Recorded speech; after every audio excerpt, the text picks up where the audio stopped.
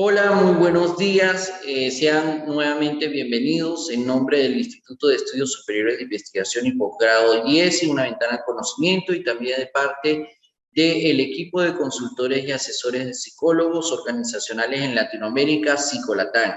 Queremos darle la más cordial bienvenida a esta segunda sesión del módulo 1 del Diplomado de Psicología Clínica. Hoy vamos a abordar un tema, como todos los que hemos venido presentando y todos los que están conformados en este diplomado, de muchísima importancia. Para iniciar esta parte, esta segunda sesión, vamos a hablar específicamente de dos competencias que requiere el clínico, el psicólogo, el psiquiatra, el psicopedagogo, el médico, y que estando vinculadas personas de profesiones afines a este diplomado, también es importante tomar en cuenta, tanto porque les puede parte de estas herramientas adaptadas a sus áreas en la educación, por ejemplo, les va a ser de muchísima utilidad y beneficio. Pero también, como hemos hecho desde la primera sesión ese llamado, es para que todos estos profesionales que en un momento dado, por circunstancias del ejercicio de su ocupación, tienen que intervenir, apoyar, colaborar con situaciones muy puntuales de niños, jóvenes, adolescentes o adultos, tengan la conciencia y la responsabilidad de lo delicado, bien, y lo preciso que tiene que ser uno para al momento de llegar a hacer algún tipo de diagnóstico, algún tipo de conclusión referente a la salud mental de un ser humano. Bien, yo les voy a compartir nuestra propia experiencia cuando estábamos cursando la carrera. Desde el inicio del estudio, en varias ocasiones, varios facilitadores, varios profesores, nos hacían hincapié en la importancia que tenía en la psicología el hecho de poder generar una entrevista y una observación clínica pertinente y efectiva.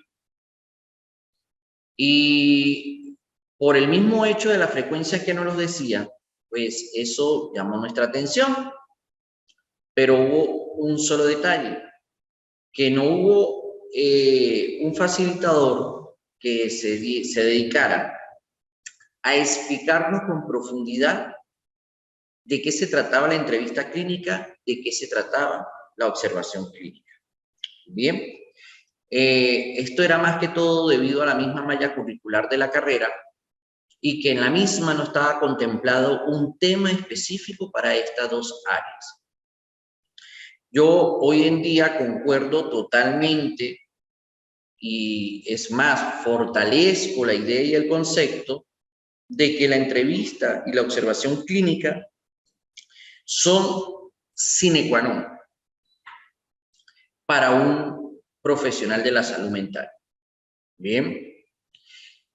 También hay otro fenómeno que lo hemos venido observando, y es el hecho de que, como en la carrera se hacía mucho hincapié en el uso de técnicas e instrumentos de medición del tipo proyectivo.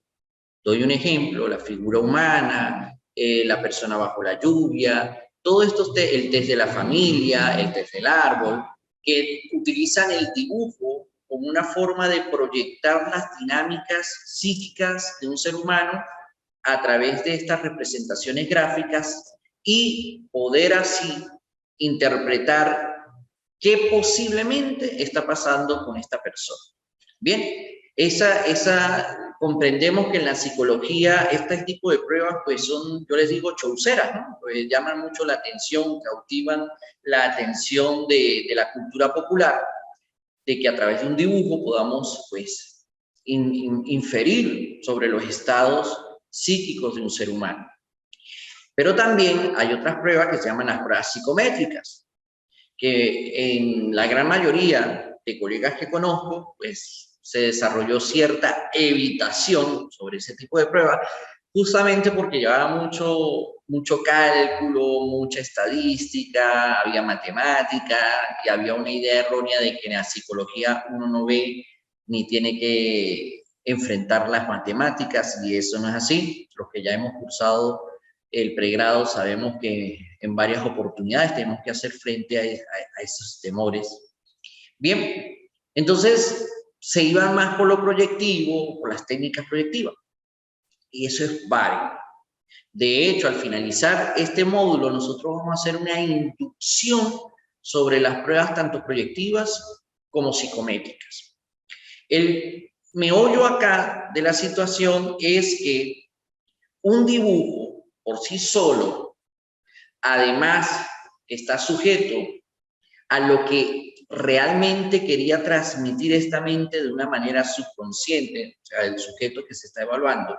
Y por otro lado, la interpretación del evaluador, que está sujeta a sesgos, ¿bien? Entonces, los resultados no son totalmente certeros. Hay un porcentaje de efectividad importante, porcentaje, si el intérprete de la prueba tiene suficiente competencia y está bastante familiarizado con la interpretación de cada una de estas pruebas. Bien. Y el deber ser, y voy a adelantar un poquito de ese último tema, es que se haga una triangulación entre 3 pruebas. Y el deber ser es que si voy a utilizar 2 pruebas proyectivas, anexe una psicométrica que le va a dar objetividad a la evaluación. Muy bien. Entonces, basado en esto y considerando lo que hemos venido observando, muchos colegas simplemente se adhieren más al uso de los instrumentos psicológicos para la evaluación que en el hecho de desarrollar las competencias en entrevista y en observación clínica. Bien, para iniciar ya de lleno con este tema y habiendo hecho esta introducción donde justifica el por qué en este diplomado, iniciando el diplomado, en este primer módulo, decidimos incluir este tema. También voy a hacer una aclaratoria para todos ustedes. En la plataforma estamos montando tanto material complementario a cada una de estas sesiones, se está montando estas presentaciones, se va a montar unos flyers, ¿bien? Son pequeños mapas mentales y conceptuales que les van a permitir ir familiarizándose con cada uno de estos conceptos y con cada uno de estos constructos. Y adicionalmente vamos a compartir con ustedes las fuentes bibliográficas que nosotros consultamos para poder desarrollar todo esto. Bien, también voy a hacer otra aclaratoria. En esta sesión me voy a dedicar a transmitir tics, bien, lo que no dicen los libros, lo que uno va aprendiendo a través del día a día en esas horas de vuelo que uno pasa en consulta, en sesiones, y que también consideramos que son altamente pertinentes. El resto de información literal va a estar a disposición de ustedes, tanto en la plataforma, de manera muy resumida, y en las bibliografías que estamos compartiendo. ¿Ok? ¿Cuál es nuestro propósito? Y el propósito de Jessy y de Psicolatán, de que ustedes tengan la mayor cantidad de fuentes de información que les permita discernir y llegar a sus propias conclusiones y en un pensamiento crítico a desarrollar un conocimiento más efectivo. Y no simplemente literal o como lo llaman culturalmente acá letra. Bien, particularmente, y les voy a compartir algo que es mi pensamiento personal, uno no deja de aprender nunca y en la psicología mucho menos. La psicología es todo un universo muy amplio. Bien, entonces iniciando ya este tipo de sesiones, igualmente le doy la bienvenida a Solimar, a Grecia Rodríguez, a nuestra diagnósta Mónica Escalona, que nos acompaña aquí a nivel presencial dentro de las instalaciones de IESI. Vamos a hacer esta gran pregunta, una pregunta polar, que es la entrevista y la observación clínica. Bien. Una entrevista es una dinámica de comunicación donde alguna de las partes está dirigiendo el propósito del hilo comunicacional. Bien, eso es una entrevista. En una entrevista debe haber dos elementos fundamentales: los reactivos o las preguntas que hace el evaluador o el entrevistador y las correspondientes respuestas. Bien, entonces, ¿por qué lo digo así con ese hincapié? Porque se han dado casos que durante una sesión de evaluación psicológica, el profesional olvida momentáneamente esta dinámica, sobre todo en las sesiones de exploración, que son las sesiones que corresponden a la psicoevaluación, y comienza a hablar y cae casi en un monólogo. Bien, un monólogo explicativo, un monólogo descriptivo, bien, pero más que todo basado en lo que es su propia experiencia y olvidando momentáneamente que la importancia de nosotros los evaluadores es el sujeto que tenemos al frente, no lo que yo sé, no mis competencias. Entonces, cada vez que ustedes, sean psicólogos, psiquiatras, psicopedagogos o profesores, y deseen utilizar la herramienta, la estrategia de entrevista, recuerden que es una dinámica entre partes y que hay una de las partes que tiene un propósito, que quiere consultar, que quiere saber una información, una serie de datos mucho más precisos. Y viene el segundo término, que es el que hoy nos reúne acá, que es la observación clínica. Una cosa es ver y otra cosa observar. Bien, quizás ustedes estén familiarizados con ese término del ojo clínico, sobre todo referido a la parte de la medicina. Bien, nosotros, y cuando digo nosotros, estoy hablando de la figura de los diagnostas, que es una figura que hemos acuñado dentro de la organización Psicolatam. Decimos que nosotros tenemos dos ojos, un ojo molecular y un ojo molar. Bien, y que utilizamos a nuestra disposición para poder explorar, para poder entender, para poder comprender el fenómeno psíquico, emocional y comportamental que está ocurriendo por la persona que acude por nuestros servicios. ¿Ven? Entonces, al hacer referencia a un ojo molecular y a un ojo molar, estoy haciendo referencia a lo que se ve y a lo que se observa. Molar es un término que utilizamos nosotros para algo general, algo holístico, o sea, cuando yo veo a una persona. Bien, y a simple vista, como hay un criterio, vamos a recordar un poquito lo de la sesión 1, que dice que hay un criterio, hay una condición que se debe cumplir para que podamos establecer o clasificar algo como anormalía, y esa condición dice que tiene que ser observable a simple vista por las personas allegadas al sujeto que se está evaluando. Bien, entonces allí es donde empieza esa observación clínica molar, general, que cualquiera, una persona no entrenada, no capacitada, puede decir, aunque no sepa exactamente qué es lo a cómo llamar a ese fenómeno, puede decir, le está pasando algo raro. Él no era así. Antes él no se comportaba de esa manera. De un tiempo para acá se le está viendo como muy triste. A eso hacemos referencia con lo que es el ojo molar. Bien, dentro de la observación clínica. Vuelvo y les recuerdo que estos son términos y modismos que están siendo acuñados desde Psicolatam por el equipo de diagnostas, bien, y que son compartidos con algunos profesionales de la psicología en Latinoamérica, de los cuales lo hemos aprendido, por ejemplo, el licenciado Salah Gil desde Perú, que ha sido un mentor para nosotros en varias áreas, especialmente en lo que es la orientación vocacional, que es la especialidad que tiene este psicólogo en Perú. Entonces, ya entendiendo de que el primer ojo que debemos nosotros adiestrar, entrenar, disciplinar, es el ojo molar, que busca ver que cualquier cosa que me haga entender o comprender que algo se está saliendo de la norma, que algo está como raro, que algo no corresponde con lo habitual. ¿Bien? Y eso lo podemos tener todos. ¿Ok? A ver, vamos a ver un ejemplo. Bien.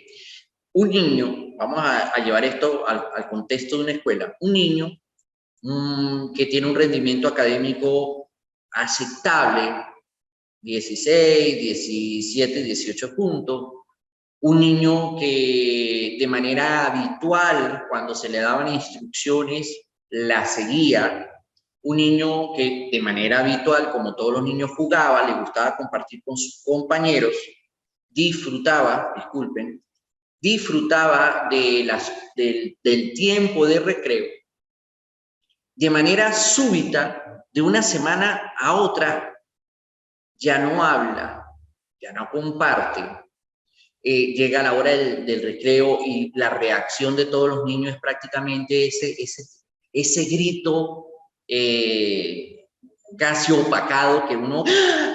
Bien, él no reacciona ante el timbre, se queda en su pupitre, ¿ok? Cuando la profesora o el maestro le da algún tipo de instrucción, ya se resiste o se queda callado observándolo y no habla. Allí ya uno puede ver de manera molar que algo raro está pasando. Ese niño tuvo algo que nosotros le decimos la ruptura biográfica.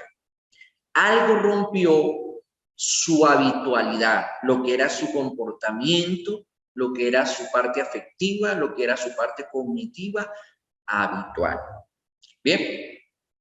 Ahora, el ojo molecular, como dentro de breves momentos les voy a compartir, se usa ya por los profesionales de la salud clínica o evaluadores profesionales que tienen entrenado, que están entrenados, ¿por qué? Porque conocen una serie de conceptos. En el caso de nosotros, por ejemplo, la semiología psiquiátrica, que nos permite a nosotros identificar con nombre, con un concepto bien claro, cuáles son las alteraciones, las anormalías que puede padecer una persona, ya sea en pensamiento, en sentimiento, en acción.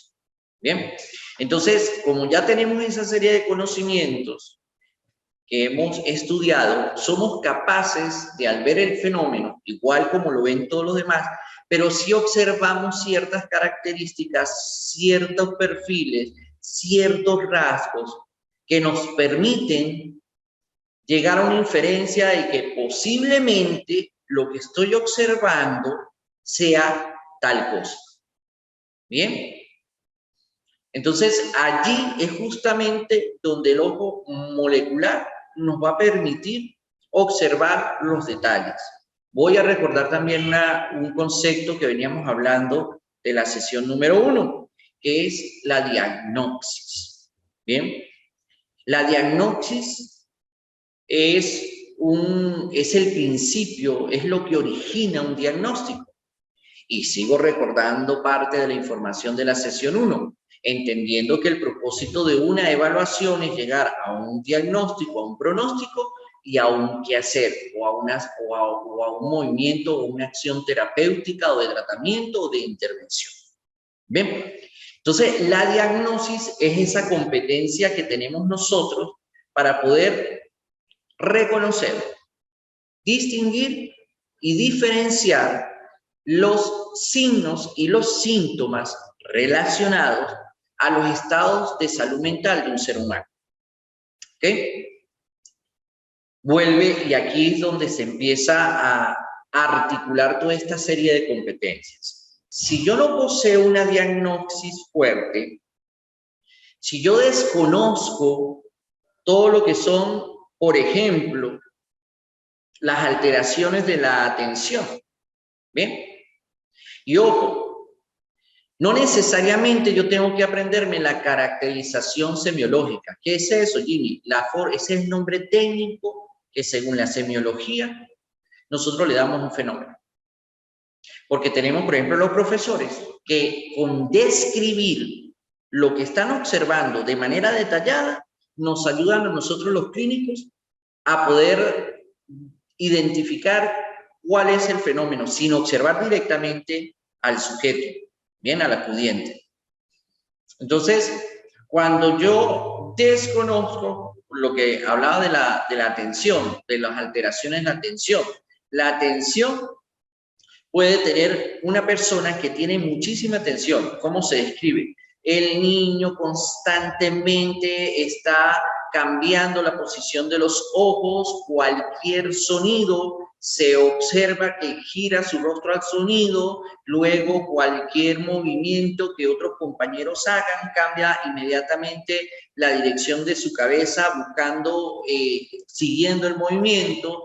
También constantemente desvía su mirada hacia el cerrar y el abrir de la puerta y también es capaz de seguir a la profesora. ¿Qué estamos viendo allí? Una persona que está prácticamente en este movimiento, ¿sí? Que todo le está llamando la atención.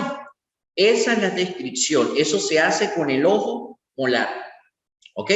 Y viene el ojo molecular, que es el que conoce el término, él conoce los rasgos y dice, bueno, lo que está ocurriendo es de que se está elevando el nivel de capacidad de atención del cerebro ante los distintos estímulos del entorno.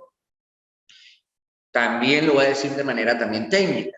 El umbral atencional del sujeto está muy por debajo de la línea de lo normal, por lo cual todo estímulo no está siendo discriminado y está siendo captado por el cerebro. Eso es el término clínico, eso es lo que pertenece al molar, porque me está dando, al molecular, porque ya me está dando rasgos, características, conocimientos muy puntuales que me permiten a mí identificar que estoy ante un fenómeno de hiperprosexia. Eso es una de las alteraciones de la atención. Vámonos al otro extremo. Cuando la persona, a pesar de que hay estímulos de mucho ruido o de un sonido muy alto, o estímulos muy visuales, de colores muy llamativos, o de movimientos muy bruscos, de muchos movimientos, a pesar de eso, la persona no los capta. O los capta muy poco, o sea, tiene que haber una combinación fuerte entre un sonido y un movimiento y algo muy vistoso para que la persona gire lo que se llama la orientación atencional, o sea, que nuestros ojos y nuestros oídos, que son los primeros captadores de señales de estímulo, giren hacia el objeto. Entonces allí podemos nosotros decir que estamos ante una persona con hipoprosexia. Hiper, mucha cantidad, hipo, muy por debajo. Pero también tenemos condiciones, vamos a decirlo descriptivamente. El niño llega, se sienta, y por más bulla que hay en el salón, y por más llamado de atención que le hace la maestra, y por más que los otros compañeros le tocan el hombro, llamándolo por su nombre, él no reacciona, pero tiene los ojos abiertos, respira. Algunos le llamarán, está en un estado catatónico. Y probablemente sea así, porque uno de los signos del estado catatónico es justamente que hay una aprosexia, o sea, una pérdida muy casi total de la capacidad de captar estímulos externos o internos. Bien. Y está uno muy común, que es que está poniendo atención a las instrucciones de la profesora y está allí concentrado y de repente pasa algo acá y se voltea y vuelve a mirar para acá. Bien, y sigue atento porque la profesora está hablando. Y por acá abren una ventana y el chico voltea para acá, mira un ratico la ventana y vuelve a mirar hacia el frente.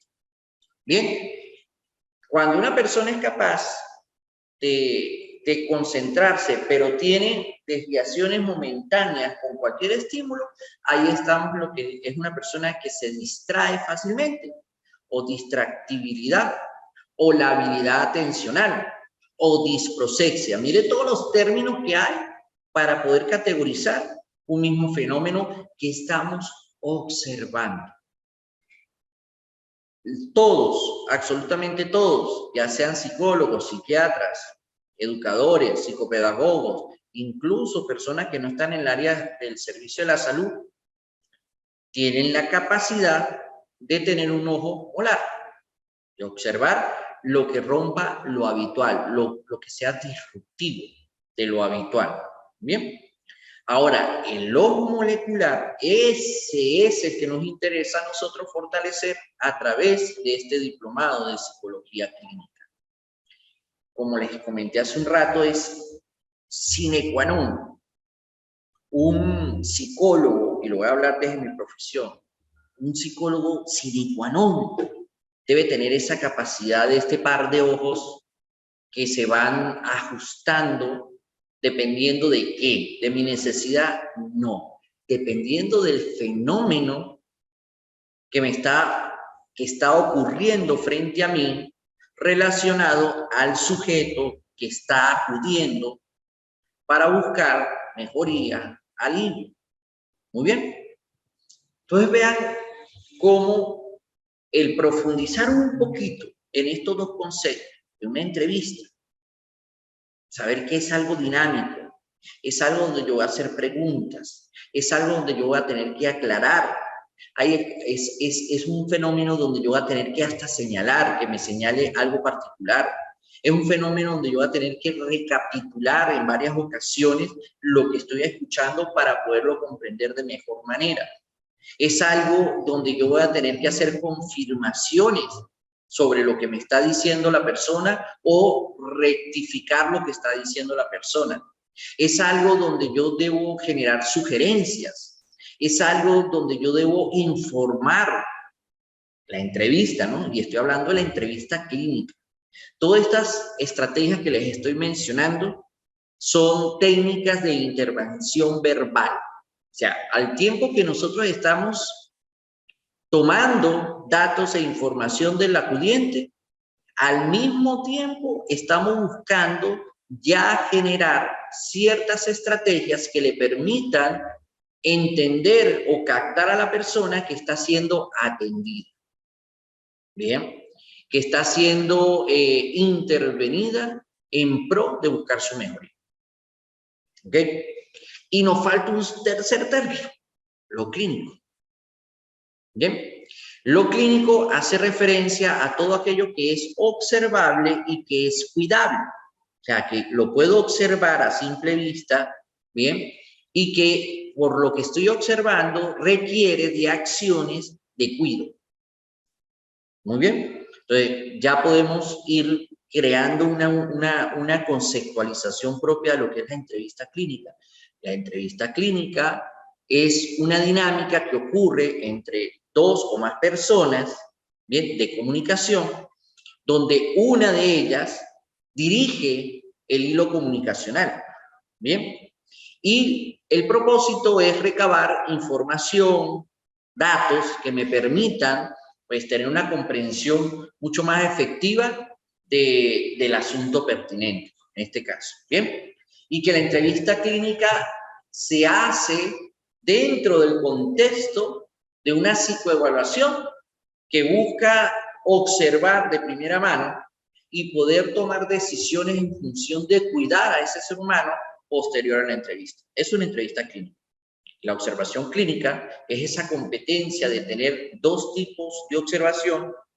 Uno que es ver lo general, ver lo molar, ver las características habituales de un ser humano, ver sus rutinas, ver lo que socialmente se capta como aceptable social, si lo vamos a decir a nivel social, ver si estadísticamente pertenece a la línea de la normalidad, ver si idealmente pertenece a la línea de la normalidad o simplemente de que es una persona que se visualiza sana. Esa es la observación molar. Y la observación molecular, mis estimados participantes, sí requiere de un esfuerzo por parte de todos nosotros, de un estudio, de una investigación para poderla ir desarrollando. Y el hecho de que la conozcan, como lo están conociendo quizás por primera vez a través de esta sesión, pero no lo practiquen, entonces quedamos en la misma. Bien, porque de que el público general de repente quiera conocer el término y, oye, qué interesante lo que hacen los psicólogos, lo que hacen los psiquiatras, lo que hacen los médicos con el ojo molecular. Bien, pero en nosotros sí es sine qua non. Muchísimas gracias. Por favor, agua. Sí. Perdón, disculpen. Hay que hidratar. Ok. Ahora, viene otro gran aporte que queremos dar. Antes, y voy a decirlo por tercera vez, antes de pretender generar una entrevista clínica y generar una observación clínica, les invitamos, les recomendamos, no le aconsejamos porque el dar consejo es insultar la inteligencia del que lo recibe. ¿Bien? Les instruimos, les hacemos como el señor de la pista en el aeropuerto, las señas, aterrice aquí, aquí. Y es el hecho de hacer dos cosas para obtener una capacidad de resonancia. Esto quizás no sea muy conocido ni siquiera por alguno de los colegas en psicología.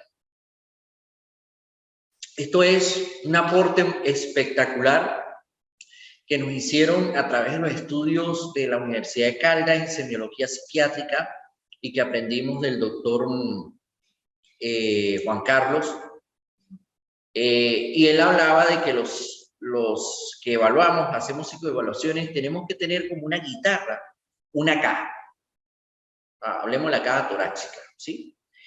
Y que esas pequeñas vibraciones afectivas, esas pequeñas vibraciones de las ideas que captamos a través del discurso de las personas, esos pequeños movimientos que hace la persona cuando está en la consulta, tienen que hacer resonancia en nosotros y nosotros poderlas sentir, esa sensación de decir, wow, uy, estoy sintiendo a esta persona que está como triste, ¿no? Uy, esta persona que está como brava.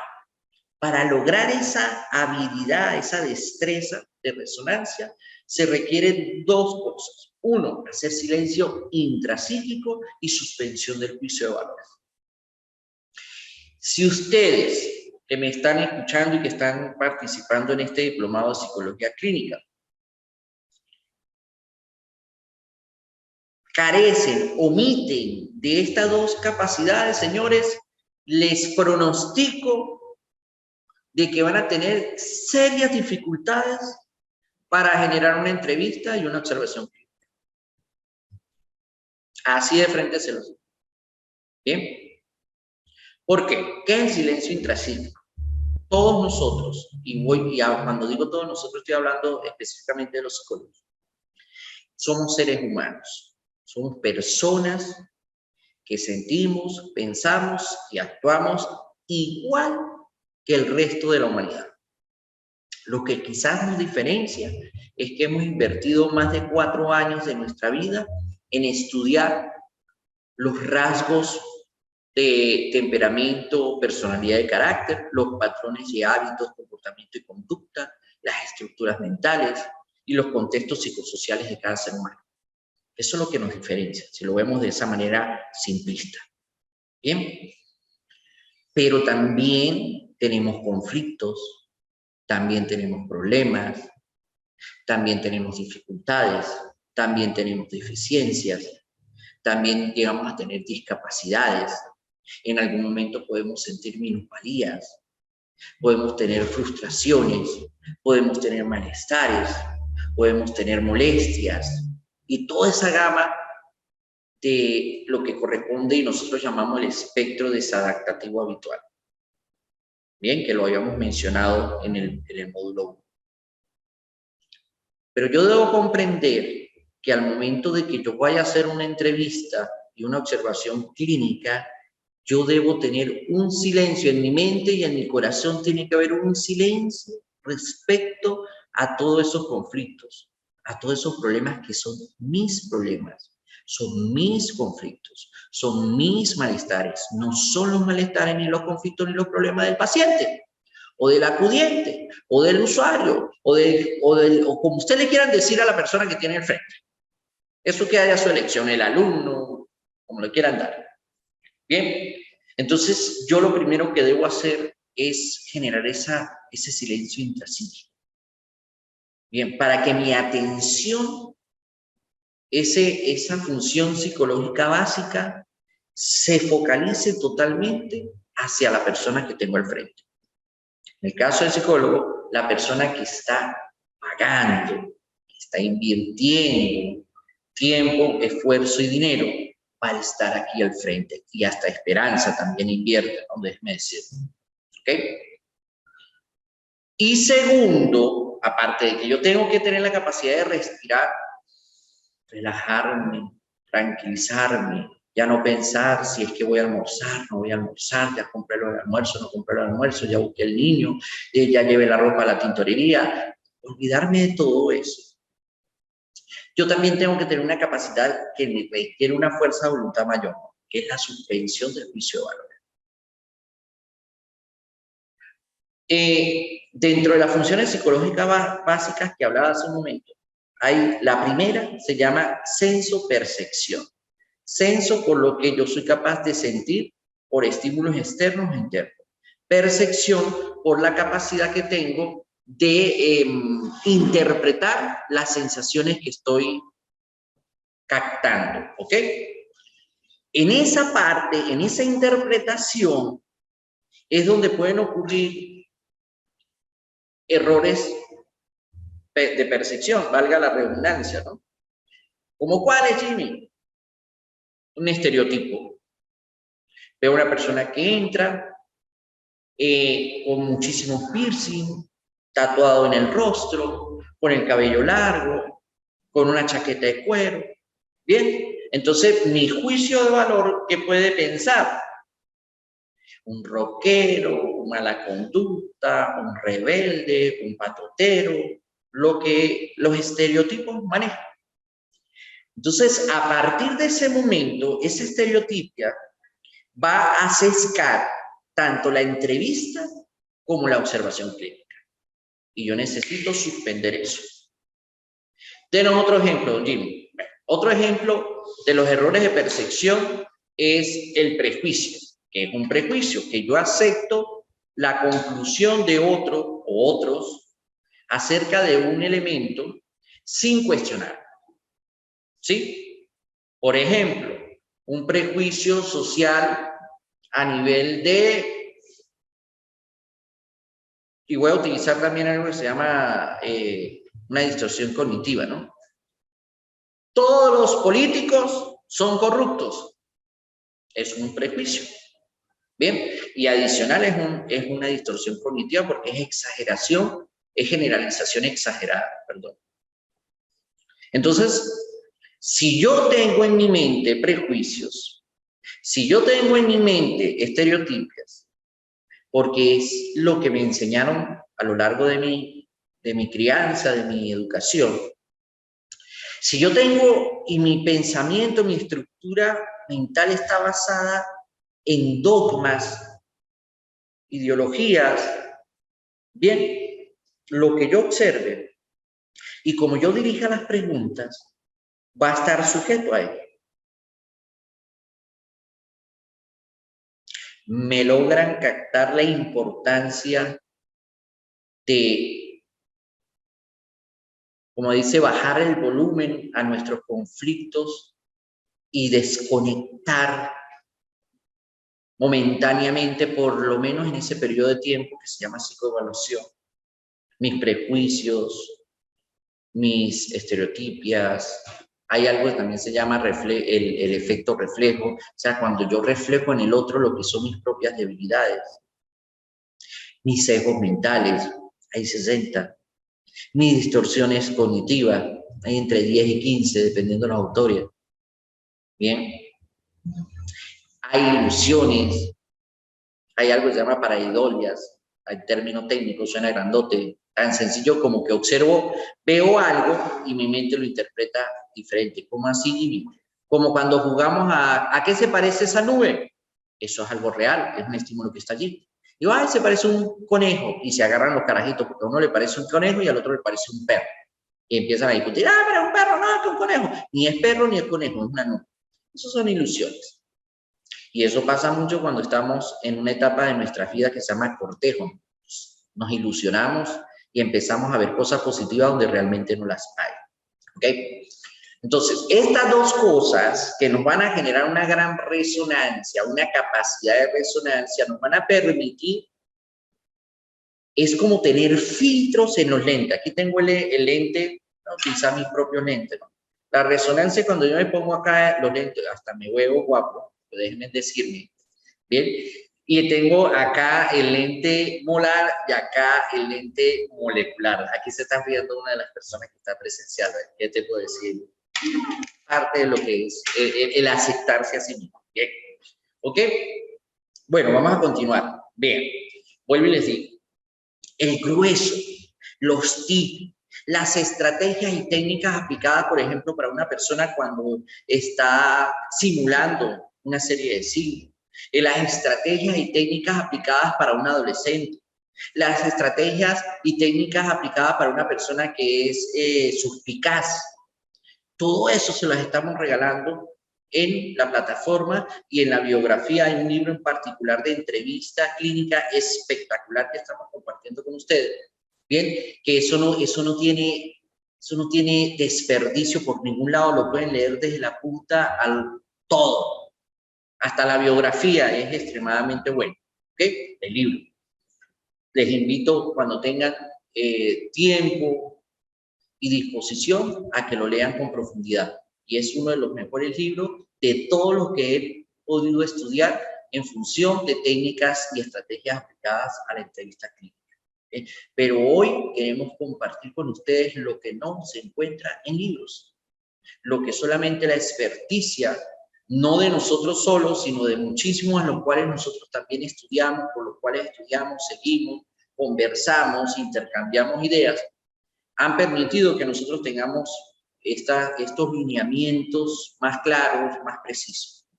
Cuando yo voy a hacer una entrevista psicológica y vamos a empezar a desgranar los tips de cada uno de estos temas que nos traen el día de hoy, lo primero que yo tengo que hacer, bien, disculpen, lo voy a poner aquí. Hay algo que nosotros los clínicos le llamamos la sesión inicial. ¿Qué es la sesión inicial? Cuando por primera vez nosotros vamos a tener contacto con este acudiente. Bien. Y previo a la entrevista clínica y la estructura donde la entrevista clínica se maneja, nosotros hemos adoptado un protocolo para las sesiones iniciales y que van a generar un efecto positivo al momento de la psicoevaluación. Este es el protocolo que voy a compartir en este momento con ustedes. Bien, y rápidamente les voy a ir explicando las partes de él. En primer lugar, cuando ustedes van a hacer una entrevista clínica, deben preparar el ambiente, un ambiente que se sienta seguro, cómodo, bien, amigable con la persona que va a ser entrevistada. Recuerden esas películas de detective vieja que ponían a una persona en una habitación oscura, la sentaban en una silla en el medio de un salón, le ponían un viaje de lámparas de luz. Eso genera un estrés en nuestra mente que hace que nuestras amígdalas cerebrales, con nuestro núcleo accumbens, se cierre ante cualquier información y entre en un estado de alerta máxima, de sobrevivencia, y señores, hasta ahí llegó la entrevista clínica. Entonces tenemos que procurar un ambiente seguro, acorde, un ambiente donde haya, que se sienta cortesía, empatía, bien, para que la persona logre abrirse, llegar a un fenómeno que nosotros le decimos rapport, Bien, que es ese puente de confianza que une al terapeuta con el acudiente y el cual le permite y lo motiva a empezar a soltar su historia, a soltar sus malestares y compartirlos con nosotros. Entonces, muy importante que al momento de hacer entrevistas busquen un lugar adecuado. Bien, en el caso de nosotros los clínicos, pues el protocolo dice, bueno, en ese momento, preséntese, haga la presentación institucional que lo recubre a usted de autoridad, presente brevemente las capacidades que usted tiene, las competencias para hacer esa evaluación y continúa. El segundo paso, después de la presentación, de la cortesía, buenos días, ¿cómo está? ¿Dónde desea sentarse? ¿Cómo se siente? ¿Desea agua? ¿Desea café? Bien, se siente cómodo. Después que uno hace toda esa presentación, viene eso. Bueno, a partir de este momento se llama el principio de confidencialidad. Se le transmite al acudiente de que todo lo que se diga va a estar guardado, en el caso de los psicólogos, bajo esta ética de confidencialidad. Y que por ningún motivo ni bajo ninguna circunstancia nosotros vamos a romper esa confidencialidad. A menos de que ocurran dos hechos. Uno, que sea solicitado por un tribunal a nivel judicial, que nosotros vamos a actuar como peritos judiciales, ¿bien? Y aún así, uno va a revelar cierta información, más no toda la información.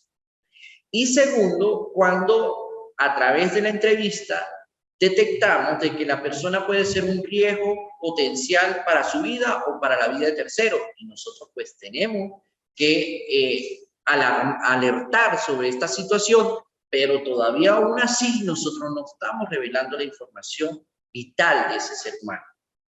Es importante que se entienda esto, ¿ok? Después de esto, uno les dice, les presenta el voto de confianza, donde textualmente le decimos, mire, yo voy a asumir que todo lo que tú me vas a compartir es honesto, es sincero, es tu realidad y es tu verdad. ¿Bien? Y si tú compartes eso conmigo, me vas a ayudar a comprender mejor lo que te está pasando y con la experiencia que yo tengo y las herramientas que yo tengo, yo te pueda orientar de una manera más efectiva para ti. Eso es el voto de confianza. Eso termina de fortalecer el rapport, ese puente comunicacional que se va a entablar. Pueden dar caso de que la persona todavía aún así esté renuente, esté desconfiada, esté quejumbrosa, se dan. Y ese tipo de respuestas ya nos está hablando, ya nos está aportando datos, ya nos está diciendo cuál es la actitud del individuo. Ya eso está, ahí ya, con eso ya estamos recolectando nosotros información. Bien, pero vamos a suponer que simplemente la persona dice, está bien, comprendo muy bien, chévere, voy a colaborar. Bien. Ahí vienen los acuerdos de compromiso. Todo esto está pasando antes de empezar formalmente la entrevista clínica, ¿no? Donde uno le dice, bueno, nosotros vamos a iniciar unas sesiones exploratorias que nos va a permitir identificar qué te está pasando, por qué te está pasando, las causas, las razones, el ver y así poder entenderlo y comprender y poder hacer algo al respecto. Bien, y para ello vamos a necesitar venir a 2 o 3 sesiones exploratorias, depende del estilo de cada uno de los psicólogos, los psiquiatras, los médicos, hasta que lleguemos a lo que la gente conoce como un diagnóstico o la conclusión. Y a partir de ese momento es que podemos identificar qué es lo que realmente vamos a hacer para que tú te mejores y te alivies. Y uno le dice, ¿usted está de acuerdo con eso? Sí, estás de acuerdo y estás comprometido a venir a 2 o 3 veces más para poder que ambos descubramos esto. No, sí, está bien, sí, es que yo lo que quiero es aliviarme. Muy bien, seguimos en lo que nosotros le decimos un caso bonito, ¿sí? El que colabora, el que está muy bien. Viene la parte del consentimiento informado, bien, que les confieso es de poco uso acá, sobre todo en el ámbito de nuestro país, pero que es válido, que es un documento que uno al terminar de decirle todo eso, se lo pasa a uno al acudiente, donde él entiende y se compromete y firma. Todo esto lo hacen muchas organizaciones clínicas que pues a nivel administrativo buscan es mantener al cliente allí, están pagando una tarjeta de crédito y el consentimiento informado puede decir que si en caso de establecer una cita y no cumplir con previa anticipación, avisando con 24 horas de anticipación, se le descontará el costo total de la consulta, eso pasa. Eso no es secreto para nada, ¿bien? Pero también el consentimiento informado puede ser muy útil cuando estoy entrevistando o voy a entrevistar a un niño, donde los padres tienen que firmar la autorización para yo poder entrevistar clínicamente al niño o al menor de edad, donde los padres deben entender que parte de la información que el niño me diga va a quedar resguardada bajo confidencialidad, y así sean los padres, hay una parte de esa información que si no es pertinente, si no tiene que ver directamente con el motivo de consulta, si no es el causal, la raíz del problema que se está presentando, el terapeuta o el evaluador puede mantener eso en confidencialidad. ¿Bien? Ese es el protocolo que se hace antes de la entrevista clínica. ¿Bien? Y por último, algo que para nosotros marca el inicio de una psicoevaluación, que es la pregunta de las expectativas, el para qué. Y uno le dice a la persona, ok, dime algo, ¿qué esperas tú lograr o qué esperas tú obtener al venir a este tipo de sesión, al acudir a un profesional de la salud mental, al hablar conmigo si yo soy docente? ¿Qué esperas tú obtener al hablar conmigo como docente? Esa pregunta, que parece sencilla, nos está a nosotros indicando cómo es la prospección, o sea, cómo es la visión a futuro de ese ser humano. Porque estoy incitando a que me diga sus expectativas acerca del motivo por el que usted está viendo acá. No el motivo, acerca del motivo. Puede llegar una persona a decirme, mire, licenciado, yo lo que quiero es que alguien me explique por qué yo me siento así. Y no solamente, y después esa persona me dijo, y quiero sanarme, pero fíjese, la incertidumbre de no saber exactamente qué le pasaba, le estaba generando quizás más malestar que la misma condición. ¿Bien? Entonces esta pregunta es muy importante. El llegar, ¿para qué usted vino? ¿Qué espera lograr? ¿Qué espera obtener? Y ellos solitos van a hablar. ¿Bien? Eso me va a decir a mí, de ahí en adelante, cómo voy a encauzar, cómo voy a generar una estructura, cómo voy a organizar, cómo voy a sistematizar tanto la entrevista como la observación. Y comienza con una sencilla pregunta. ¿Muy bien? Ahora, ya teniendo esto, comienza en acción. Esto lo vamos a profundizar en el siguiente encuentro, lo que son el protocolo básico de psicoevaluación.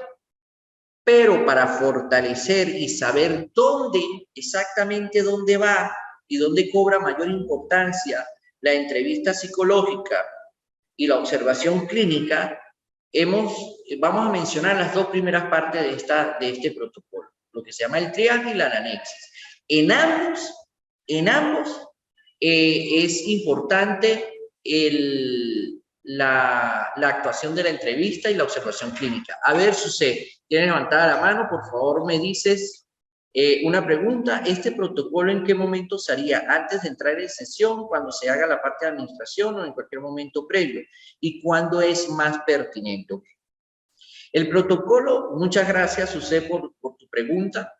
El protocolo básico de psicoevaluación es un procedimiento estandarizado que se va a activar justamente después de la pregunta de expectativas del protocolo de sesión inicial que acabamos de compartir. El protocolo de sesión inicial tiene 6 pasos.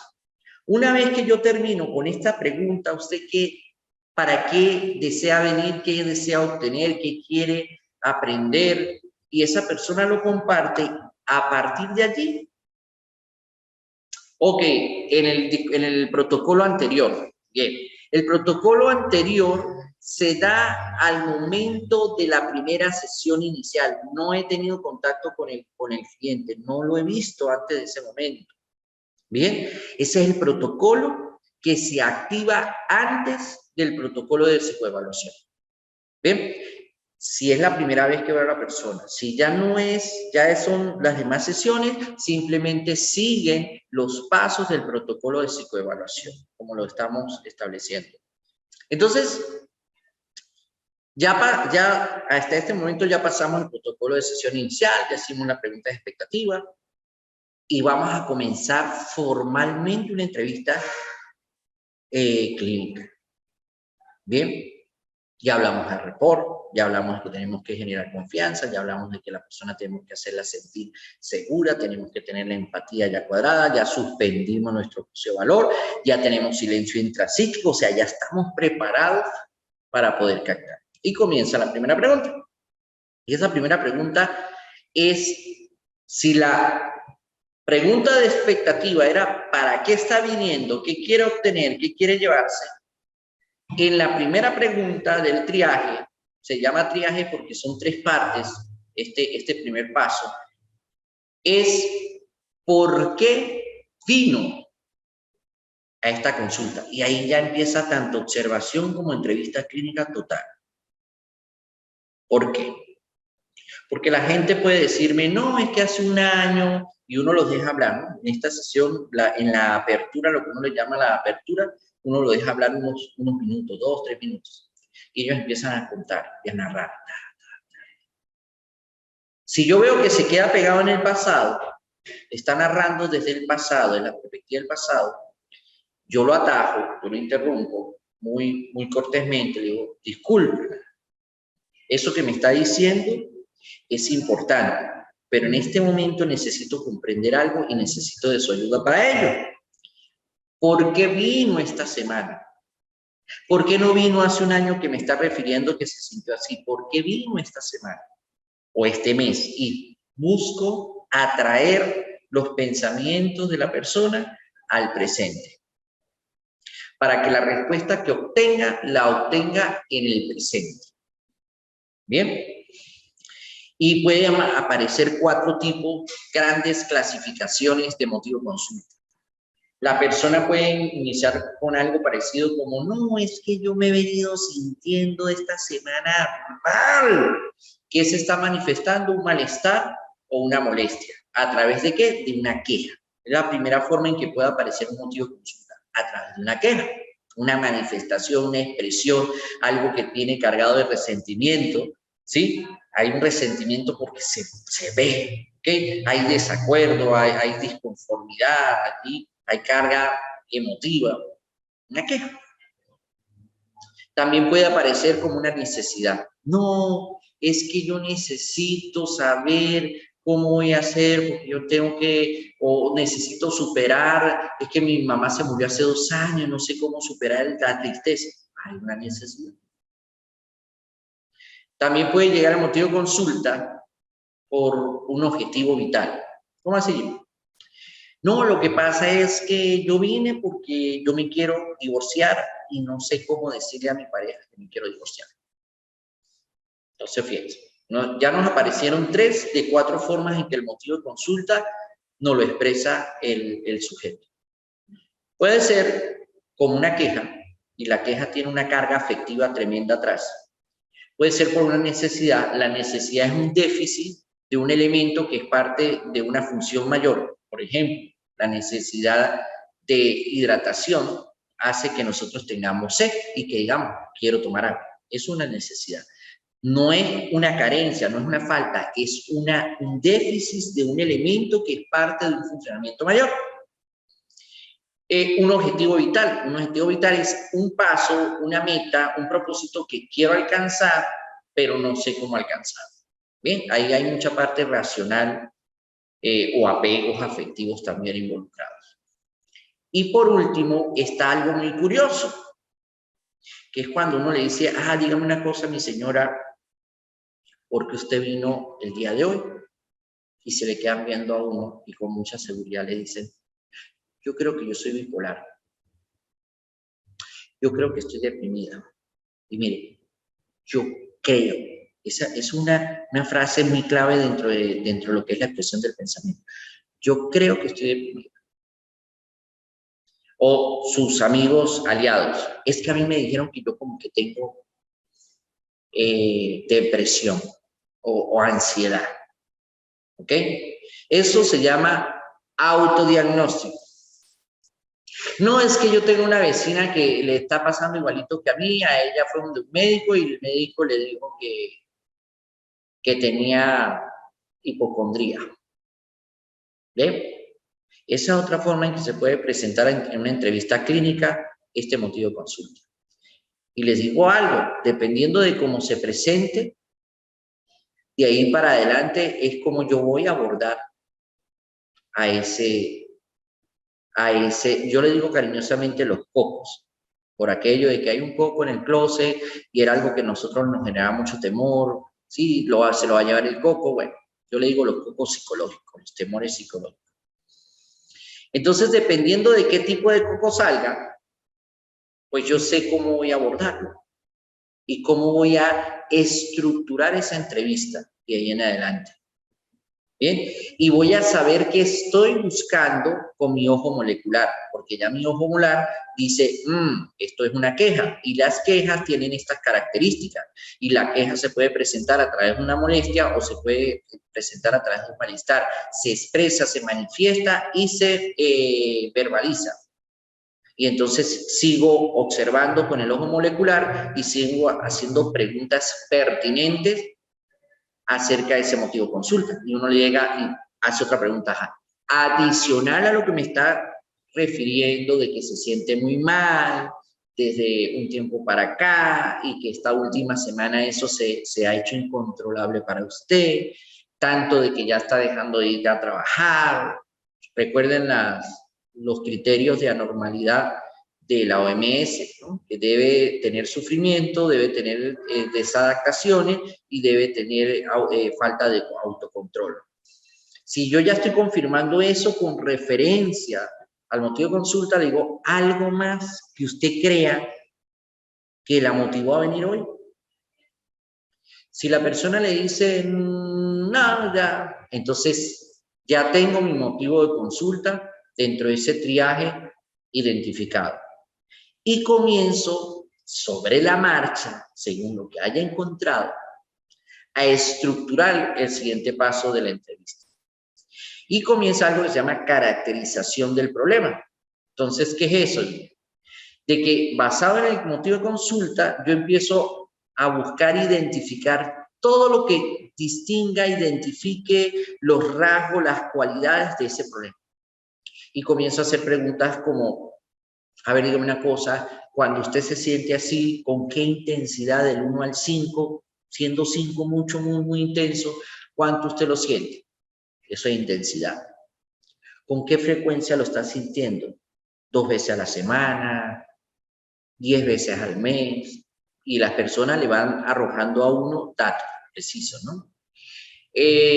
Cuando usted se siente así, ¿cuánto le dura? ¿Media hora? ¿1 hora? ¿2 horas? Bien, ahí estoy haciendo es caracterización del problema. Bien, ya ella me dijo cuál era el motivo de consulta, ahora yo estoy buscándole todos los detalles de ese problema. A ver, dígame una cosa, cuando usted se siente así, ¿en dónde está? No, eso, mire, yo me siento así en la casa, me siento así cuando voy a trabajar, me siento así cuando voy a la universidad, me siento así cuando voy en la calle, que quiere decir que la persona tiene vulnerada todas sus áreas funcionales, la casa, a nivel personal, a nivel familiar, a nivel académico, a nivel laboral, a nivel social. Y eso ya me está dando bastante pista, pues estoy caracterizando. Ok, comprendo. Y cuando usted está en su casa, en su trabajo, ¿está con alguien particular? Amigos, conocidos, personas que le desagraden, y la persona sigue aportando información. Bien, porque estoy caracterizando el motivo de consulta. Esto que les estoy diciendo nada más una abreboca cuando lo veamos en el protocolo, ¿bien? Pero es para que ya vayamos haciendo una idea clara de lo que es el triaje y cómo la entrevista clínica está sumergida en el triaje. ¿Bien? Y es parte vital. O sea, sin una entrevista yo no podría estar haciendo este triaje. Y eso que lo estoy haciendo de manera práctica, ¿no? Un simulacro.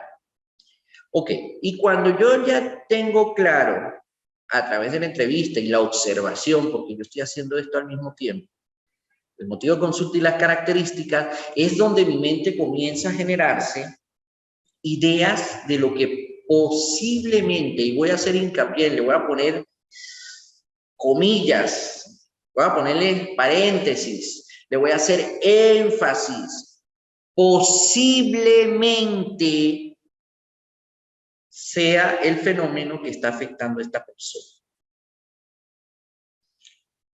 Es irresponsable de buenas a primeras, sin haber terminado un protocolo de evaluación, decir, ah, no, lo que usted tiene es bipolar, y no lleva ni media hora de consulta. Ya sé que lo que se tiene, listo, hágale. Se llaman impresiones diagnósticas. Es lo que a mí me parece, es la idea, es la hipótesis de lo que posiblemente puede estar afectando a la persona. Y yo empiezo a hacer como una lista en mi mente. Desde lo más pequeñito, como una frustración, la persona pues tiene frustración severa, o estrés, está padeciendo un momento, un episodio de estrés agudo, o tiene una dificultad en toma de decisiones. Desde algo tan chiquitico como, uy, esto me está oliendo a muchísimo temor, a un temor incontrolado, a un temor que se está presentando en varias áreas funcionales del sujeto, me está oliendo a un temor hasta imaginario y que me está generando, ahora se está despertando un miedo excesivo, esa es la resonancia que hablaba hace rato.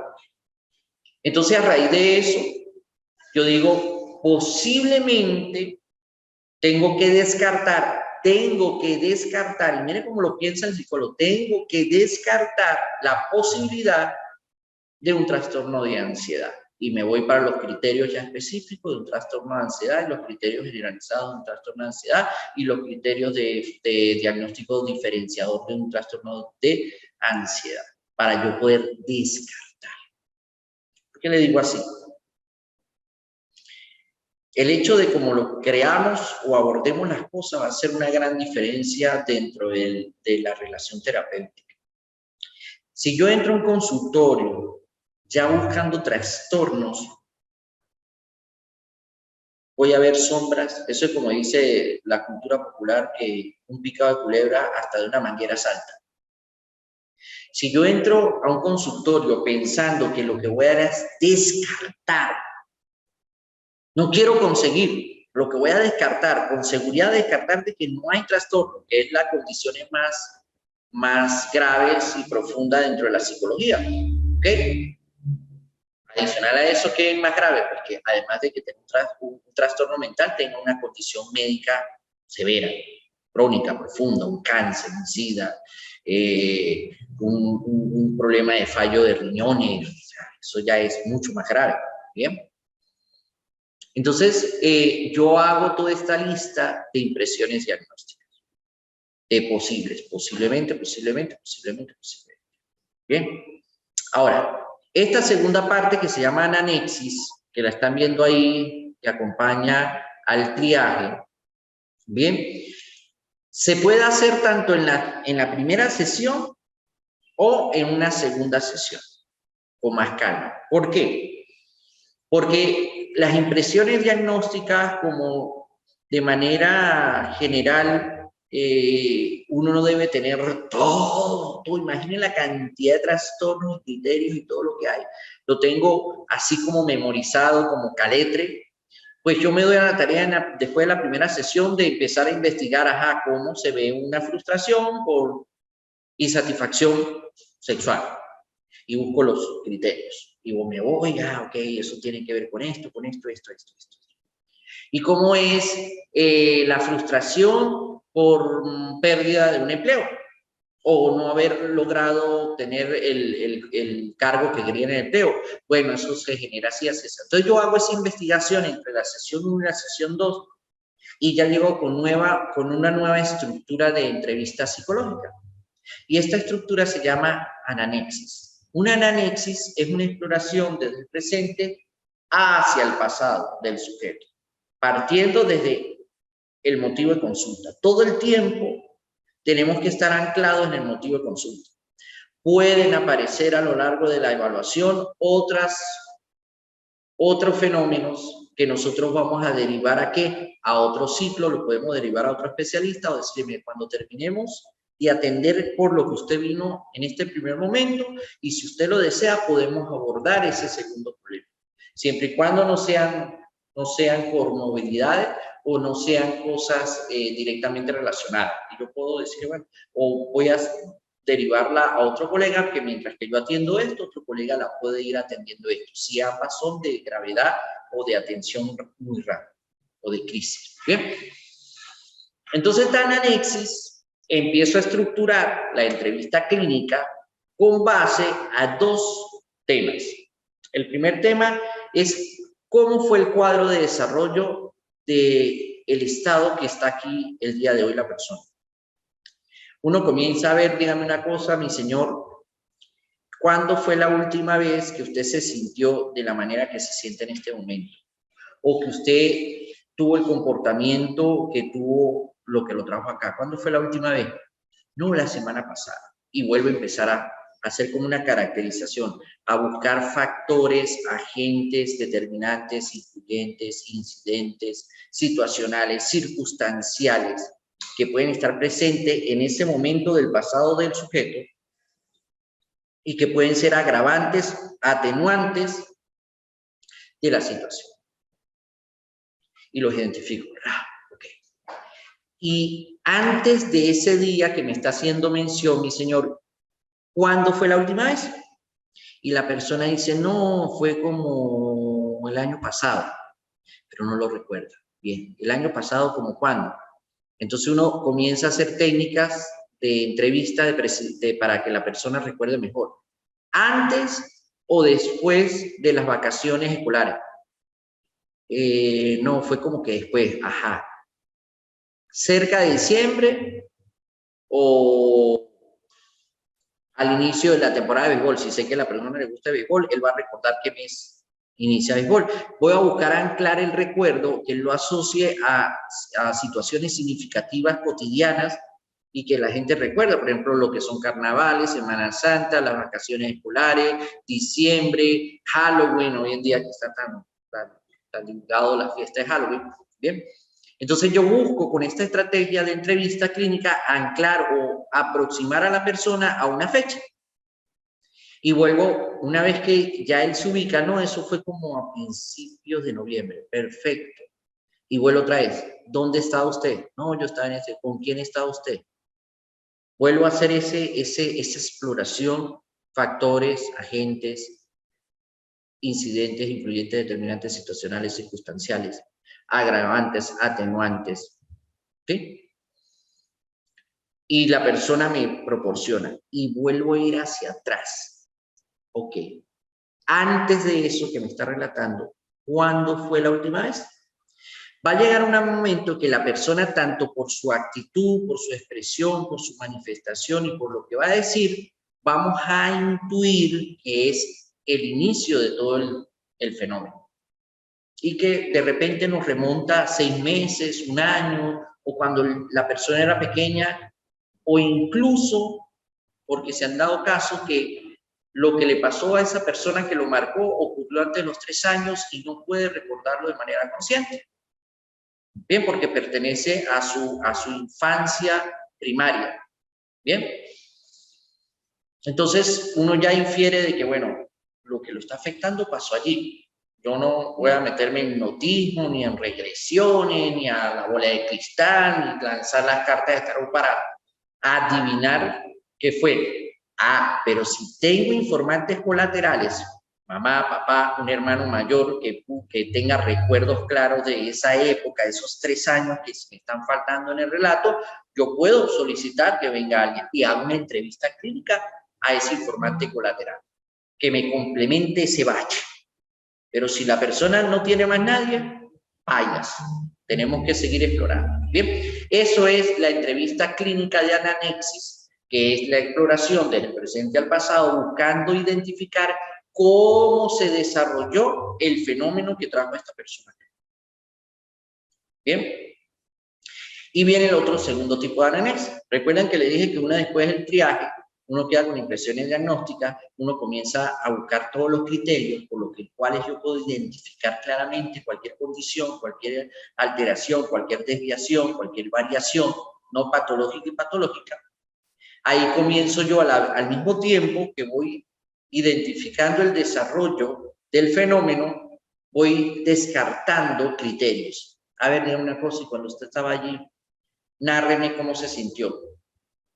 ¿Qué sentía? O sea, ¿usted sentía cosas físicas? No, sí, como que me faltaba el aire y sentía como un nudo en la garganta y yo sufría de muchas migrañas y hermano, yo todo el día me la pasaba pensando única y exclusivamente en esa vuelta, yo no sabía qué hacer. Ahí que estoy haciendo, identificando ahora criterios, signos, síntomas que me ayuden a aclarar cuál es el cuadro del fenómeno que tengo al frente. Bien, una entrevista clínica hacia el pasado del sujeto, buscando cómo se desarrolló el fenómeno, y al mismo tiempo una entrevista clínica hacia el pasado del sujeto para poder ir descartando e identificando los signos y síntomas que se presentaban. Y todo eso al final me va a ayudar a precisar mucho más qué posiblemente es lo que tiene la persona, porque esto en esa lista que les dije que uno tiene mental o que uno la puede anotar, uno empieza a tachar, no, ya esto no es porque ya, o sea, él me confirmó, me refirió, la mamá también me confirmó que no presenta esto, y uno va descartando, descartando, descartando, descartando, hasta que llega a los sospechosos. Veámoslo como un detective, ¿sí? Y quedan 3 sospechosos en la lista, o 4. Porque también les voy a decir algo en este punto. Hay sospechosos que son miembros de mafias. Uy, ¿cómo así, Jimmy? No, pues que vienen en callapa, no vienen solos. En la psicología clínica se llama por movilidad.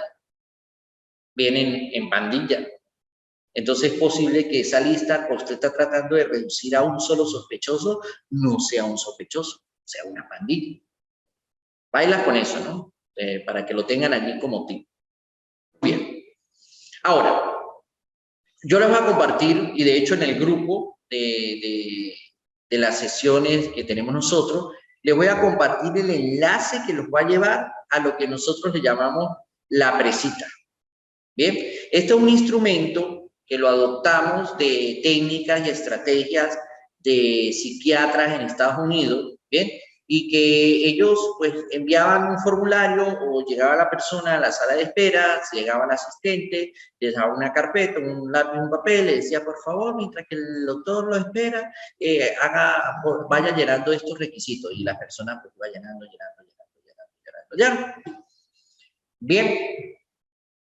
Y después esa información, parte de esa información iba directamente a la historia clínica, le daba alguna idea al asistente que le advirtiera al clínico, mire, tengo un caso, una persona que está manifestando que viene por problemas de depresión. Esos breves minutos o segundos que antes de nosotros generar el protocolo de sesión inicial, o sea, no he visto a la persona, por eso se llama formulario cuestionario pre-cita, me dan a mí tiempo para poder poner todo mi conocimiento en orden y decir, ok, posiblemente que el primer coco que me va a entrar por esa puerta, posiblemente sea una depresión. Y ya me da tiempo de prepararme mentalmente para lo que posiblemente voy a observar y a lo que posiblemente voy a entrevistar. Y ya tengo mi primer objetivo de evaluación, descartar ese posible. Entonces, esta herramienta, este formulario, este cuestionario que nosotros hemos diseñado y que es parte de nuestra organización, así se ve cuando ingresen. Si ustedes desean, los que son parte de Psicolatán y nuestro proyecto Coworking, pues están muy familiarizados con este instrumento, pero acá en el diplomado tenemos personas que no son parte de nuestra organización y que quizás sea la primera vez que lo vean. Entonces, yo les voy a invitar a que cuando lo compartan en el grupo, lo llenen, ¿sí? Lo que cuando pongan motivo de consulta, van a poner entre paréntesis y en mayúscula, práctica del diplomado de clínica. ¿Para qué? Para cuando eso llegue a nuestra base de datos, no sea tomado como una cita real. ¿Ok? Voy a repetirlo aquí, mi estimada diagnóstica me dice, vuélvalo a repetir. Yo voy a enviar el enlace a cada uno de ustedes a través del grupo.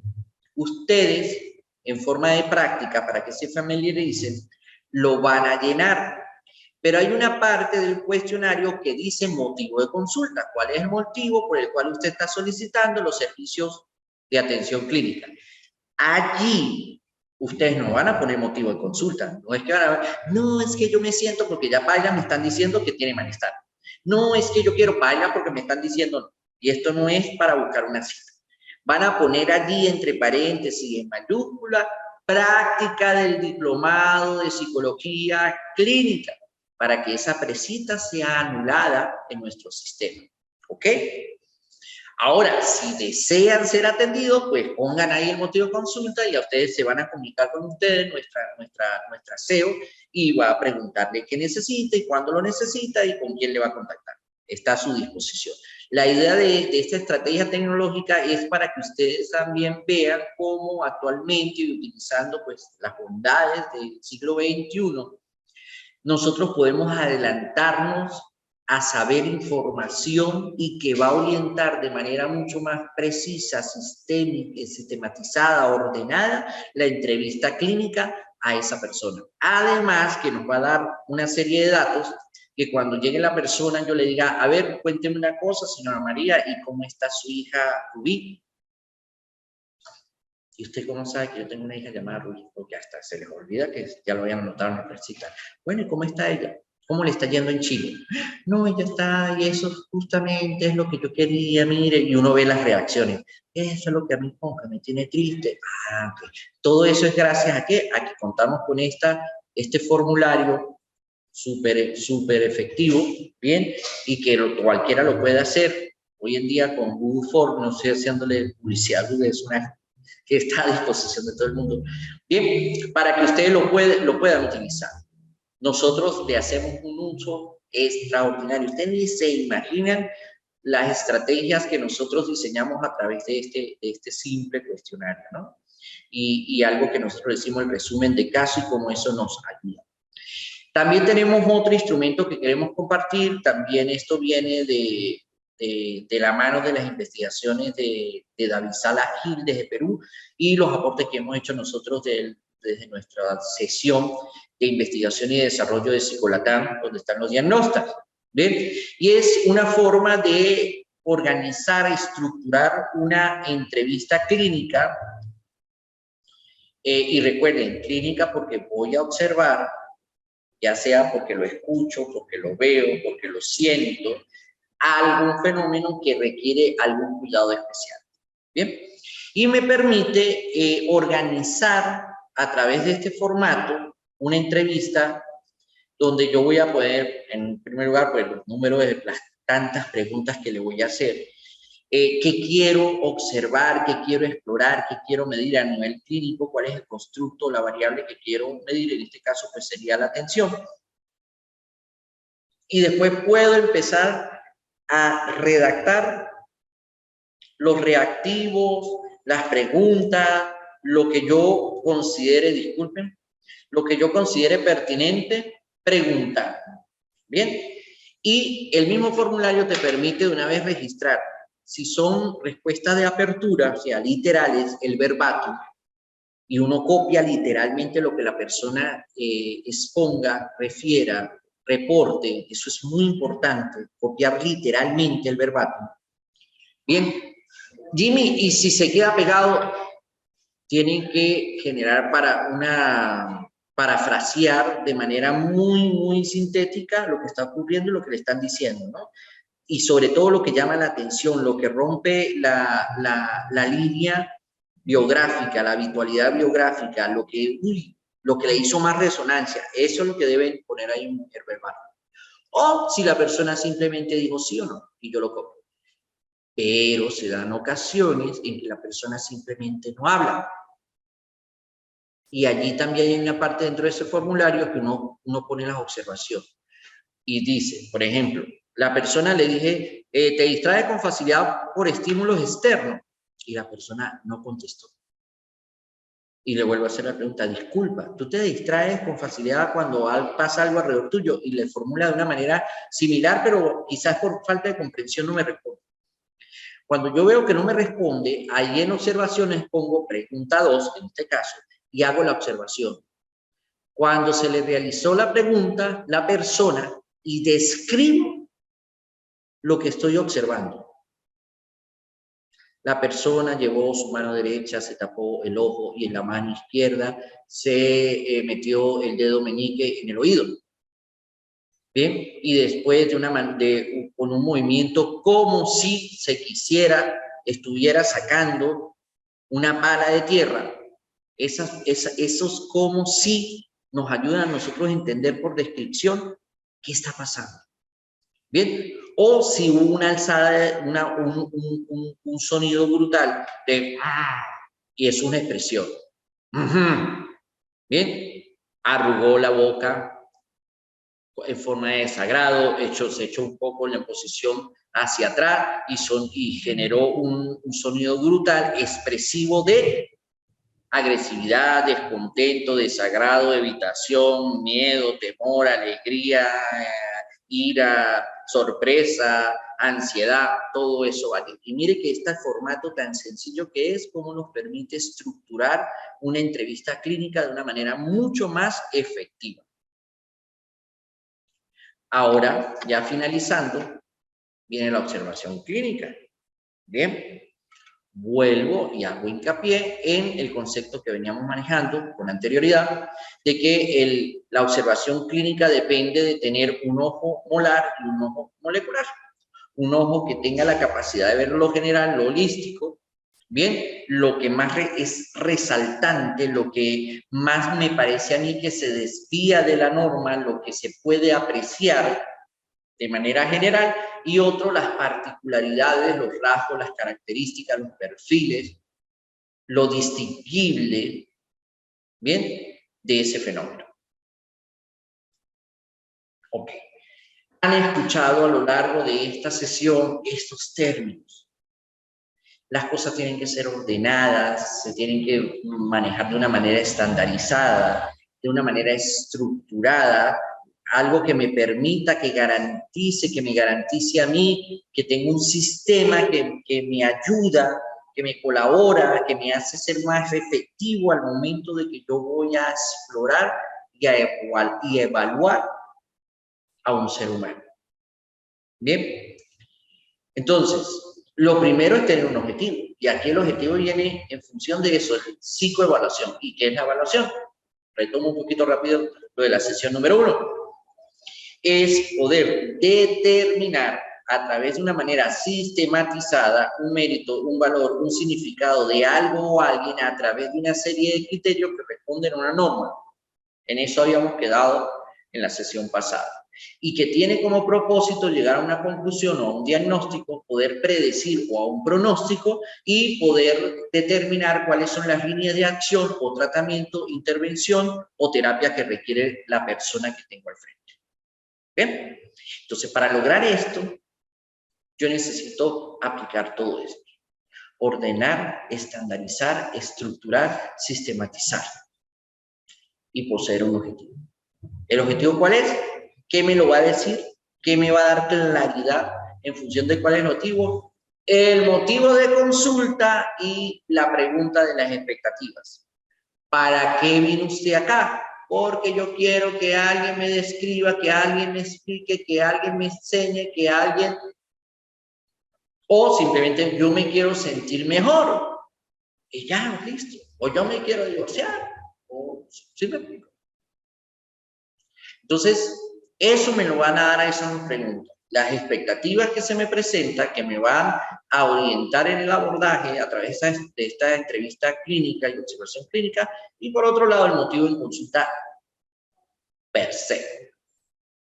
¿Bien? Y eso es lo que me genera el objetivo. Todo lo que salga de este objetivo, yo lo voy a tomar en consideración, lo voy a tener en cuenta allí, pero debo mantenerme siempre focalizado con un silencio intrapsíquico y con una suspensión del juicio de valor allí, como está allí. La lupa puesta sobre lo que creo debo descartar.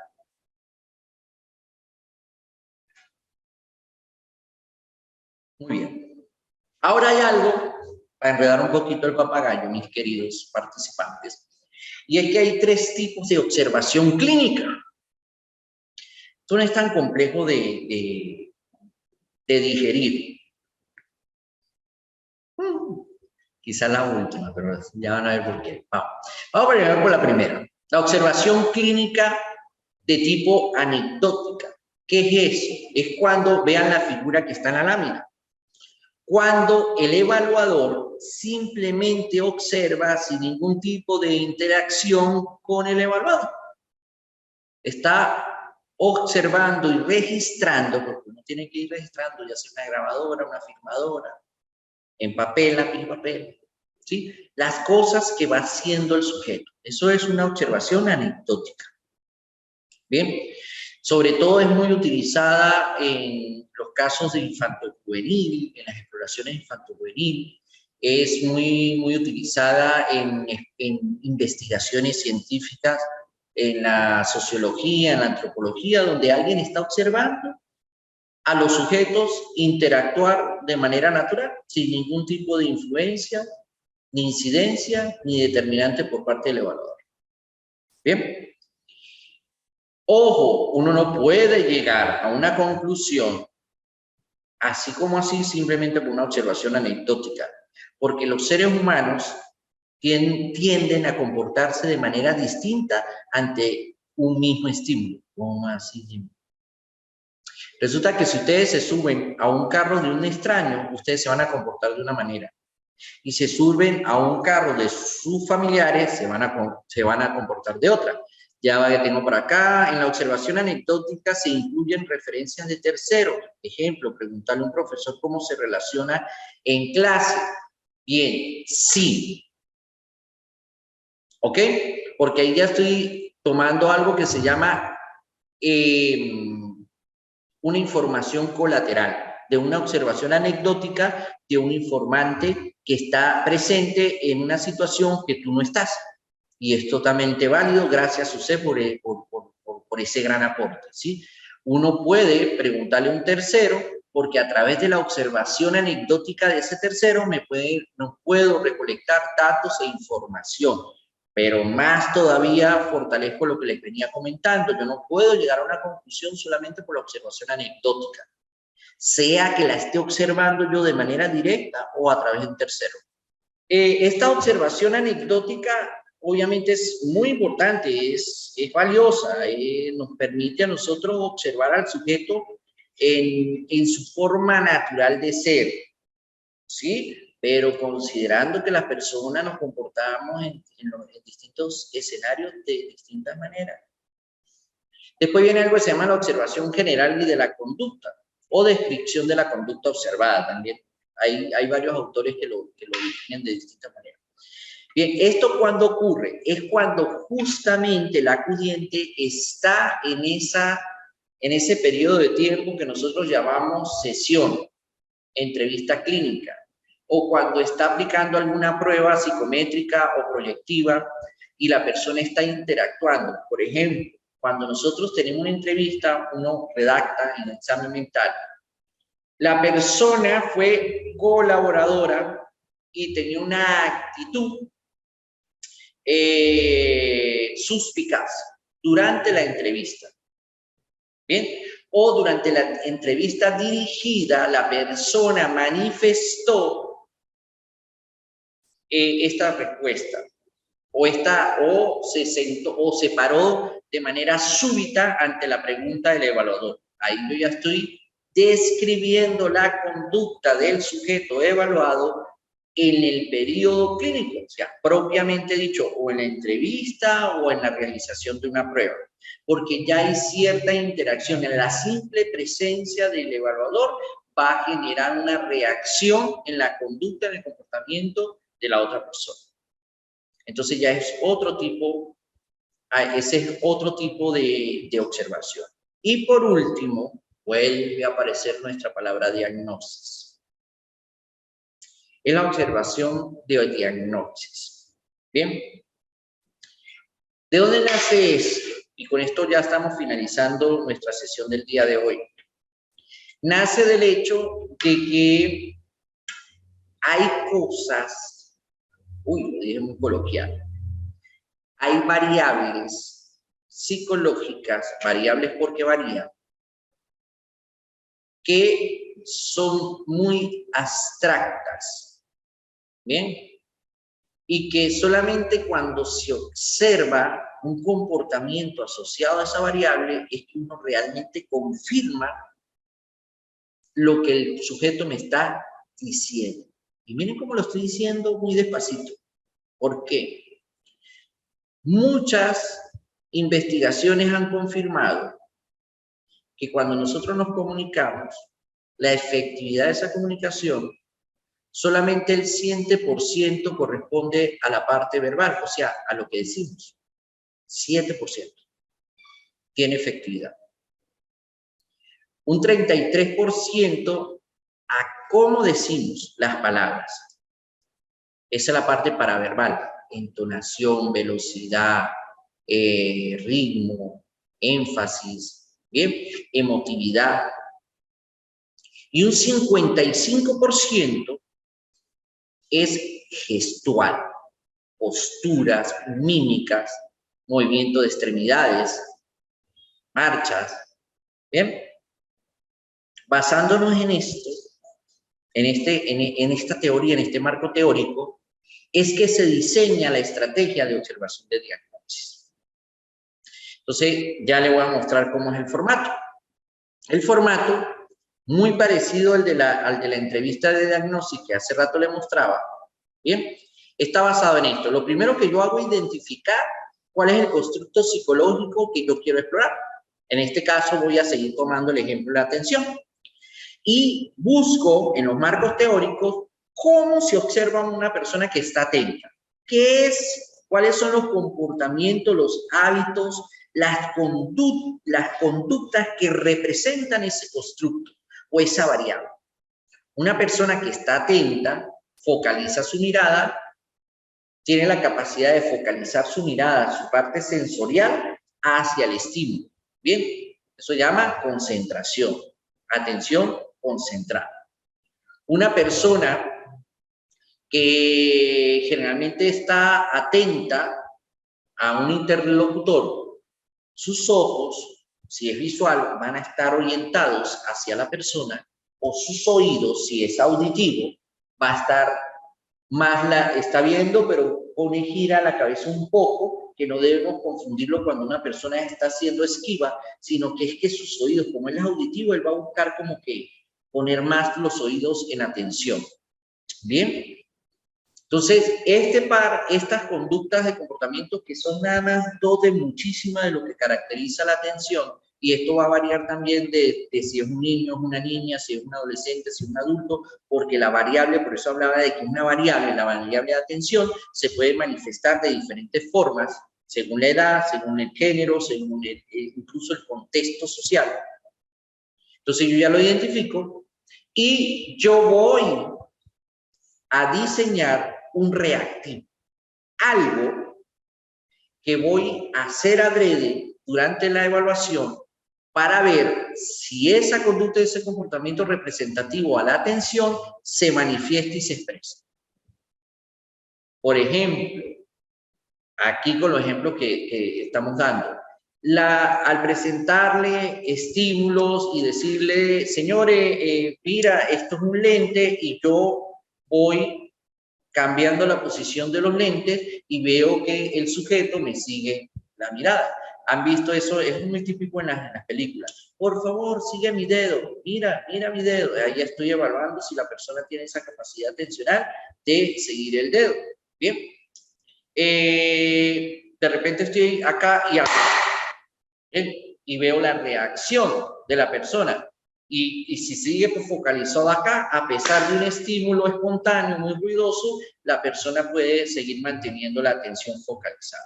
Esas son estrategias, actividades reactivas, en las cuales yo voy a pensar muy creativamente como profesional, adaptadas a la edad del sujeto, adaptadas a la realidad del sujeto, adaptadas a las capacidades del sujeto, adaptadas al grado instruccional del sujeto, adaptadas a la ocupación del sujeto. O sea, yo tengo que tomar en consideración todo eso porque el mismo reactivo no funciona para todos.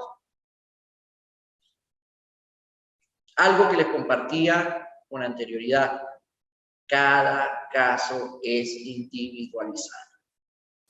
Bien, tenemos que individualizar cada caso, no podemos pretender que con las mismas técnicas voy a evaluar a todo el mundo porque corremos el riesgo de que llegue una persona que le pregunto, la expectativa, ajá, ¿para qué usted necesita? ¿Qué espera lograr? No, lo que pasa es que a mí me van a entrevistar para una ONG y me solicitaron un informe psicológico donde se evalúe precisamente mis habilidades blandas. Perfecto, no hay problema. Eso es lo que él quiere obtener. Bien. Y uno le ve, ¿por qué quieres evaluar eso? No, porque mira, he tenido últimamente, creo que tengo una dificultad en la parte de tolerancia. A mí no me gusta trabajar mucho con la gente, no me gusta tener contacto con clientes. Ya tengo motivo por eso. Y tengo lo que quiero obtener. Y entonces en la entrevista clínica empiezo a hacer preguntas como, ajá, dígame una cosa, ¿y usted cuándo lo destetaron? ¿Y usted cuando lo concibió su mamá y su papá lo querían tener? Y dígame algo, ¿cuándo usted aprendió a caminar? La gente queda. ¿Por qué? Porque hay evaluadores que se van a los formatos, o sea, se van a San Google, van a formatos de entrevista clínica. También hay personas que sin ser clínicos, y voy a tomarlo de buena fe, por querer hacer bien algo, por hacer una gracia, les puede salir una moriqueta. ¿Bien? ¿Por qué? Porque generan preguntas no pertinentes al motivo de consulta y a las expectativas del sujeto. Corresponde. Entonces, ese llamado de advertencia para todos. También esto a veces les confieso que puede asustar un poco. El entender de que cada cabeza es un mundo y que nosotros tenemos estándares que deben ser adaptados a las realidades de cada persona que llega ante nosotros con una queja, con una necesidad, con un objetivo vital o con un autodiagnóstico. Hay más, ¿no? Pero estas son las grandes categorías. Todas las demás se van asociando a ellas. ¿Ok? Entender que esa persona, de alguna manera, puede ser de una manera muy leve o muy profunda, está sufriendo. Que esta persona tiene un dolor, y cuando hablamos sufrimiento estamos hablando de algo psíquico, cuando hablamos de dolor ya hay somatizaciones, o sea, el cuerpo, el sistema nervioso ya está implicado. Que esta persona muy probablemente no pueda controlar lo que le está pasando y cómo se siente, por qué piensa lo que piensa y por qué hace lo que hace. Y que esta persona tenga comportamientos que se están volviendo desadaptativos a nivel personal, a nivel social, a nivel laboral, a nivel académico. Y que esta persona puede ser que con su comportamiento desadaptativo y su forma de pensar y sentir ya le esté complicando la paciencia y la vida y el afecto y el comportamiento a terceros. Y ahí ya estamos ante un trastorno. Ya es excesivo, disfuncional, inapropiado, intenso, duradero, frecuente. Bien, con este vuelo a ras de lo que es la observación y la entrevista clínica, y donde es simplemente la conclusión de varias lecturas, varias fuentes de investigación, varias experticias de personas que aman profundamente, profundamente la psiquiatría y la psicología. Bien, es donde nosotros hemos adoptado y adaptado estos conceptos.